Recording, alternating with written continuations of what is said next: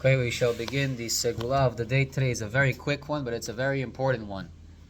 The Baal Shem Tov HaKadosh teaches that the life force of a person is very much connected to his mouth.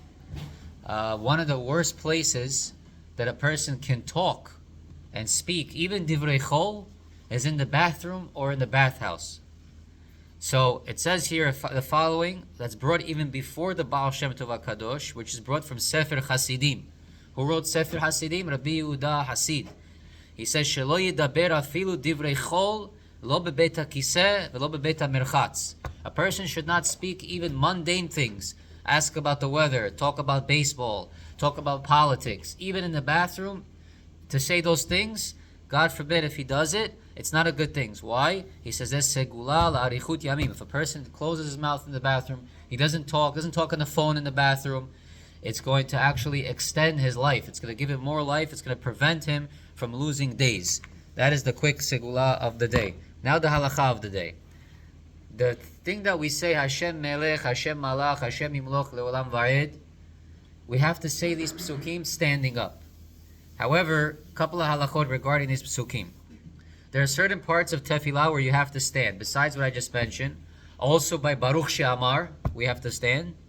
Also by Vayivarech David, we have to stand. However, if a person is old, he's an elderly person, and he is, it's hard for him to stand, these things are not an obligation to stand as much as Amidah, for example. Amidah is very important to stand, and for these things are not equivalent in importance like Amidah. So therefore, when you say Hashem Melech, if a person, it's hard for him to stand, he's allowed to sit. However, there is one time where Hashem Melech, everybody has to be makbid to stand up. And that is on Hakafot of Simchat Torah, where we say Hashem Melech, Hashem Allah, Hashem Melech Le'olam Va'ed, we go around the Teva. There it's for a different reason. It's not because of the psukim. There it's because the Sefer Torah is moving. When the Sefer Torah comes out of the Heichal, nobody is allowed to be sitting. When the Heichal is open, technically speaking, if it's not tefillah time, if it's not Sha'at Et Ratzon, when the Tihat Heichal happens, if it's, let's say, I come inside the shul, I want to turn the Sefer, and it's inside the Aron, you don't have to stand up, really, when the Aron is when the Sefer is inside the Aron. However, if the Sefer gets taken out, even if it's not Sha'at Tefillah, if the Sefer gets taken out and it's walking, it's like a human being. It's like the Sefer Torah is walking itself. And therefore, when a rabbi comes in, when somebody, a gadol comes in, a melech comes in, you must stand up for him. The Sefer Torah has more importance than that. And when it's moving, you must stand up for him. So Hashem Melech, when we stand up and we say Hashem Melech, although it's not me'ikar adin, an obligation to stand, nevertheless, that is the minhag.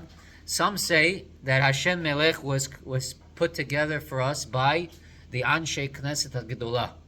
The Ben Ish Chai asks a question. How do we say the acronym for Hashem's name, the full milui? Hashem was, is, and always will be. Haya, hoveh, v'yeh. But here it's not like that. Hashem Melech, which means present. Hashem Malach, Hashem was king. Hashem Yimloch Leolam Va'ed. Why is it completely upside down here? It should be Haya, hoveh, v'yeh.